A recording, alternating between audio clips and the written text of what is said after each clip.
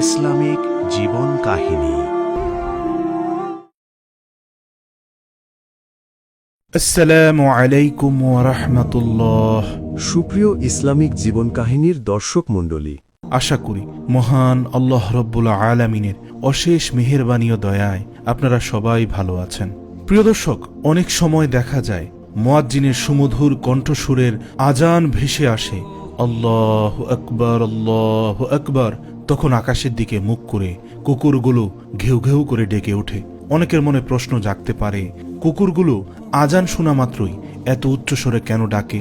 এছাড়াও অনেকের মনে প্রশ্ন জাগতে পারে, রাতে কুকুরগুলো কেন ডাকে? কেননা আমরা অনেক সময় দেখি যে মধ্যরাতে বা রাতের যে কোনো সময়ে হঠাৎ দেখা যায় যে কুকুরগুলো আকাশের দিকে এমনভাবে তাকিয়ে আছে যেন কোনো কিছু দেখছে। সেদিকে তাকিয়ে কুকুরগুলো কান্নার মতো শব্দ করছে। চলুন এর কারণগুলো আমরা হাদিসের আলোকে জেনে নিই।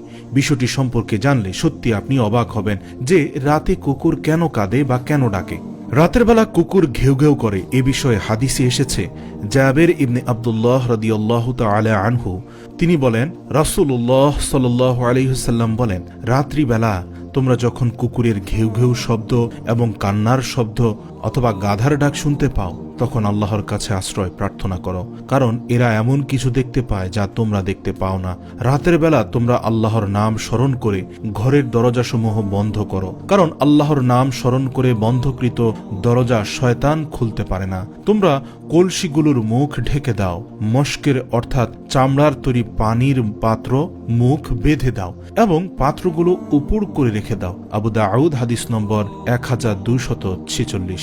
সুপ্রিয় দর্শক, তাহলে হাদিস দ্বারা বুঝতে পারলাম রাসূলুল্লাহ সাল্লাল্লাহু আলাইহি সাল্লাম বলেছেন, কুকুর যা দেখতে পায় মানুষ তা দেখতে পায় না। কুকুর শয়তানকে দেখতে পায়, এজন্যই পরক্ষণে বলেছেন অবশ্যই রাতের বেলা তোমাদের দরজাসমূহ বন্ধ করে দাও বিসমিল্লাহ বলে। এর অর্থ হচ্ছে কুকুর তখনই ডাকে যখন সে শয়তানকে দেখতে পায়। বা এমনও হতে পারে যে কোনো ব্যক্তির কবরের আযাব হতে থাকলেও কুকুর দেখতে পায় ও শুনতে পায়। আমরা জানি রাসূল সাল্লাল্লাহু আলাইহি সাল্লাম বলেছেন, বোবা জীবজন্তু পশু পাখি কবরের আযাব দেখতে ও শুনতে পারে। তাই বন্ধুরা, আমরা রাতে যখন কুকুরের ডাক শুনবো তখন আমরা পড়ব আউযু বিল্লাহি মিনাশ শাইতানির রাজিম। প্রিয় দর্শক মণ্ডলী, আজ আপনাদের জন্য কুকুর বিষয়ে কিছু কথা বলার চেষ্টা করব। আমাদের দেশে যত জানোয়ার আছে তার মধ্যে নিকৃষ্ট মানের জানোয়ার হচ্ছে কুকুর আর শূকর। আমরা তো কুকুর দেখলেই লাথি দিয়ে দূরে সরিয়ে দেই এবং তাদের দেখলেই জুতা ছুঁড়ে মারতে ইচ্ছে করে। অথচ কুকুরের একটি ইতিহাস আছে যা হায়াতুল হাইবার নামক কিতাবে লেখা হয়েছে। আল্লাহর একজন বান্দা একদিন কোথাও যাওয়ার উদ্দেশ্যে রওনা হলেন। যেতে যেতে কিছু দূর যাওয়ার পর সে ব্যক্তি পথের ধারে একটি সুউচ্চ ভবন দেখতে পেলেন যা সে কখনোই দেখেননি। অনেক পুরাতন একটি বিল্ডিং, যা প্রায় 2 থেকে 400 বছর আগের। আমাদের দেশের প্রতিটি মানুষেরই সবকিছুতেই নতুন পছন্দ।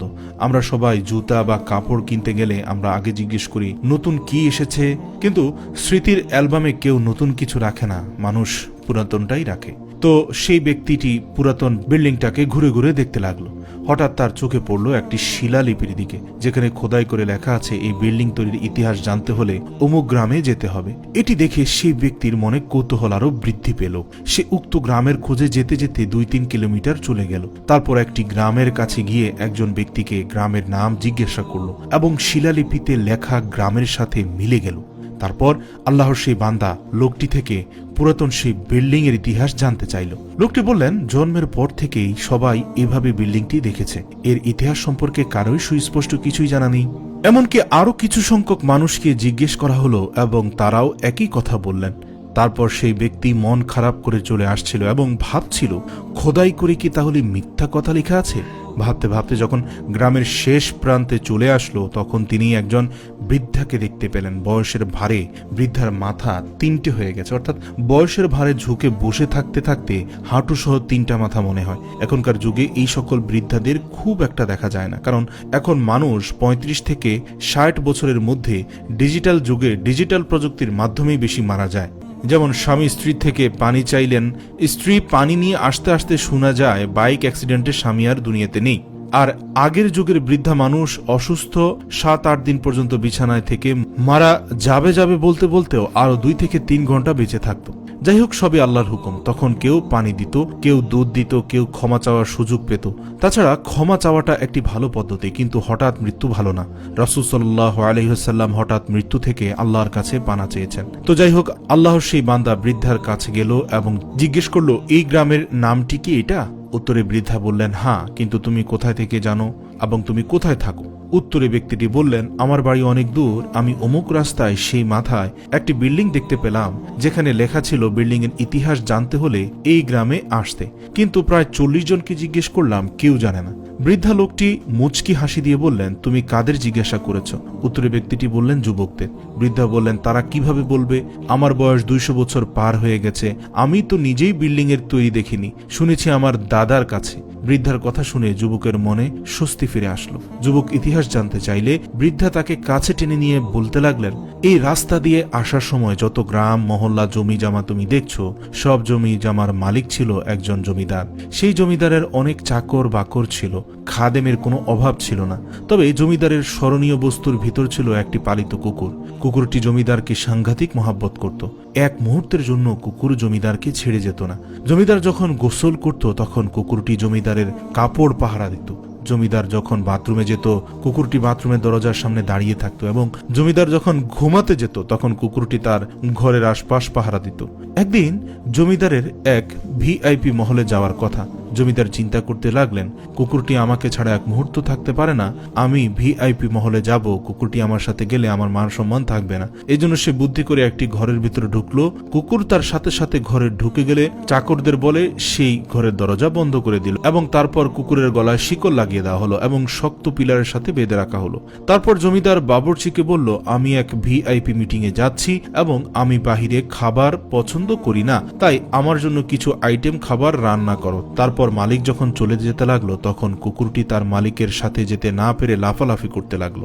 মালিক যখন বহুদূর চলে গেল, কুকুর তখন নিজেকে কন্ট্রোল করতে না পেরে বিকট আওয়াজে মালিককে ডাকতে লাগলো। কুকুরের ডাক শুনে প্রতিবেশীরা জমা হয়ে গেল এবং কিছু সময় ধরে কুকুরের কীর্তিকলাপগুলো দেখলো এবং কিছুক্ষণ পর যে যার কাজে চলে গেল। কিন্তু জমিদারের একজন বোবা কাজের মেয়ে কুকুরের কার্যকলাপ প্রত্যক্ষ করছিল। এ সময় বাবুর্চি খাবার তৈরি করে ওই ঘরের তাকের উপর রেখে গেল। ঘরের মধ্যে কেউ নেই, শুধু কুকুর আর বোবা মেয়েটি ছাড়া। এর কিছুক্ষণ পর হঠাৎ দেখতে পেল যে একটি কালো বিষধর সাপ কোথা থেকে উড়ে এসে বাবুর্চির রেখে যাওয়া উক্ত খাবারের মধ্যে মুখ দিয়ে কিছুক্ষণ থাকার পর আবার উড়ে চলে গেল।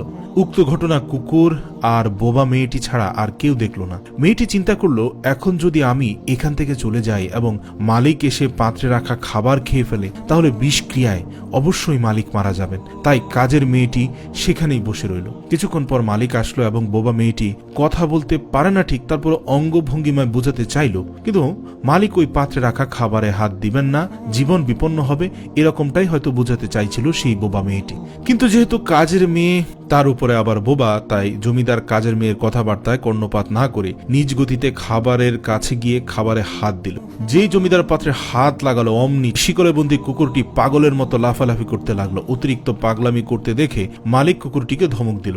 অন্যান্য সময় মালিক একবার ধমক দিলে কুকুর নিয়ন্ত্রণে চলে আসে, কিন্তু আজ যতই ধমক দেয় কুকুর নিয়ন্ত্রণে আসে না। মালিক কুকুরের ভাষা বুঝলো না। এক পর্যায়ে যখন মালিক পাত্রটি নিয়ে মাটিতে রাখলেন তখন কুকুরটি মাথা ছিঁড়ে যাওয়ার মতো অবস্থা করে ফেলল। কোন রকমে পা দিয়ে ঠেলে মালিকের সামনে রাখা কিছু খাবার সে মাটিতে ফেলে দিল। যেই মাত্র খাবার মাটিতে ফেলে দিল, মালিক দেখে রাগ হয়ে গেল। এক পর্যায়ে ক্রোধে মালিক কুকুরটিকে কয়েকটি লাথি মারতে লাগলো এবং কুকুর রক্তাক্ত হয়ে গেল, কিন্তু তারপরও সে তার মিশন থেকে পিছপা হটেনি। কুকুরকে ধমকানো শাসানোর পরও কুকুর থামে না। এক পর্যায়ে মালিক দাঁড়িয়ে ক্রোধে চিন্তা করলেন, যেই খাবারের মধ্যে কুকুরের পায়ের ছোঁয়া লেগেছে সেই খাবার তো খাওয়া যাবে না। কুকুর শুধু চিন্তা করেছে, যদি মালিক খাবারে মুখ দেয় তাহলে তো সে মালিককে আর বাঁচাতে পারবে না। কুকুর শুধু লাফালাফি করছে, মালিক যে তাকে লাথি মারছে, মালিক তার উপর অত্যাচার করছে, তার কর্মকাণ্ডে বিরক্ত, সেদিকে তার লক্ষ্য নেই। তাই মালিক চাকরদের বলল শিকল খুলে দিতে এবং তারা খুলে দিল। কুকুরের বাঁধন যখন খুলে দেওয়া হলো তৎক্ষণাৎ কুকুর খাবারে মুখ দিয়ে খাবার খেয়ে ফেলল। এটি দেখে মালিকের ক্রোধ আরো অধিক পরিমাণে বেড়ে গেল। মালিক দাঁড়িয়ে ক্রোধে ফসফস করতে লাগলো যেন কুকুরকে আজ মেরেই ফেলবে। মনে মনে প্রস্তুতি নিল, আজ কুকুরটাকে আর রাখবো না। কিন্তু সে দেখতে পেল 2 মিনিটের মধ্যে তার নিজেকে মারতে হলো না, কুকুরটি নিজে থেকেই আস্তে আস্তে দুর্বল হয়ে গেল, মুখ দিয়ে ফেনা পড়তে লাগলো। এক পর্যায়ে জমিনে পড়ে গিয়ে হাত পা নাড়তে নাড়তে কুকুরটি শেষ নিঃশ্বাস ত্যাগ করলো। মালিকের মস্তিষ্ক তখন খুলে গেল, ব্যাপার কি? কুকুর খাবারে মুখ দেওয়ার পর এভাবে মারা গেল কেন? এর মধ্যেই সেই বোবা মেয়েটির দিকে মালিক মনোযোগী হলেন, জিজ্ঞাসা করলেন, কি হয়েছিল আমাকে তোর অঙ্গভঙ্গিমা দ্বারা বুঝিয়ে বল। তখন কাজের মেয়েটি, সেই বোবা মেয়েটি চোখের পানি ছেড়ে দিয়ে অঙ্গভঙ্গিমায় বোঝালো, ঘরের মধ্যে কেউ ছিল না, আমি আর কুকুর ছিলাম। আপনার বাবুর্চি খাবার তৈরি করে মুখ না ঢেকেই রেখে চলে গেল।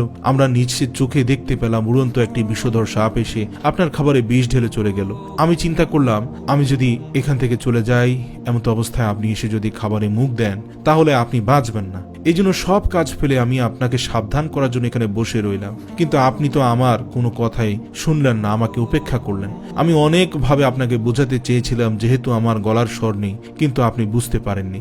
এক পর্যায়ে যখন আপনি সেই বিষযুক্ত খাবারে হাত দিলেন তখন আপনার সেই কুকুরটি নিজেকে নিয়ন্ত্রণ করতে পারছিল না। কুকুরটি বিভিন্নভাবে বোঝাতে চেয়েছে, মালিক ওখানে হাত দিয়েন না, ওখানে হাত দিয়েন না। তারপরও যখন আপনি খাওয়ার জন্য অগ্রসর হলেন তখন কুকুরটি নিজের মাথা ছিঁড়ে যায় এমন অবস্থায় নিজের সাথে যুদ্ধ করে পায়ে ঠেলে কিছুটা খাবার ফেলে দিল। তারপর ওই কুকুরটি চিন্তা করলো এখনো পাত্রের মধ্যে খাবার আছে, আমলিক খাবার, বিষাক্ত খাবার যদি খেয়ে ফেলে তাহলে মালিককে বাঁচানো যাবে না। কুকুরটি আপনাকে অনেক বোঝাতে চেয়েছিল কিন্তু আপনি বুঝলেন না, তাই কুকুরটি নিজের জীবন দিয়ে বুঝিয়ে দিল, কিন্তু আপনার কোনো ক্ষতি সে হতে দিল না।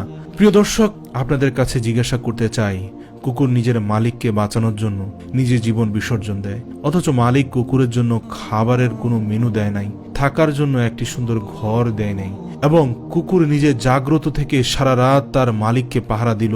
এবং যে মালিক কুকুরকে 2 দিন 3 দিন পর পর খাবার দিল, সে কুকুর যদি এমন মালিকের জন্য জীবন দেয় তাহলে মুসলমান ভাইরা, আমাদের মালিক তো আমাদের জন্য খাবারের মেনু দিয়েছেন, আমাদের মালিক তো থাকার জন্য উন্নত বাসস্থান করেছেন।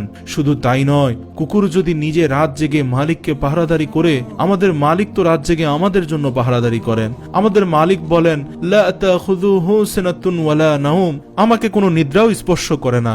ও আমার বান্দাবান্দি, তোমরা রাতের বেলায় ঘুমিয়ে যাও, আমি একটা মুহূর্তের জন্য ঘুমাই না। আমি যদি ঘুমিয়ে যাই, এই মুহূর্তে আমার কোনো বান্দাবান্দি যদি মুসিবতের মধ্যে পড়ে এবং সে যদি আমাকে ডাক দেয়, তখন কে তাকে মুসিবত থেকে উদ্ধার করবে? আমি রব্বুল আলামিন, সর্বময় ক্ষমতার অধিকারী, প্রতিনিয়ত তোমাদের সাহায্য করি। আমি রহমান রাহিম, আমি সেই সৃষ্টিকর্তা যিনি নাপাক পানি থেকে তোমাদের সৃষ্টি করেছি। আমি সেই সৃষ্টিকর্তা, আমি সেখান থেকে তোমাদের সৃষ্টি করেছি যেখান থেকে তোমাদের কোনো অস্তিত্বই ছিল না।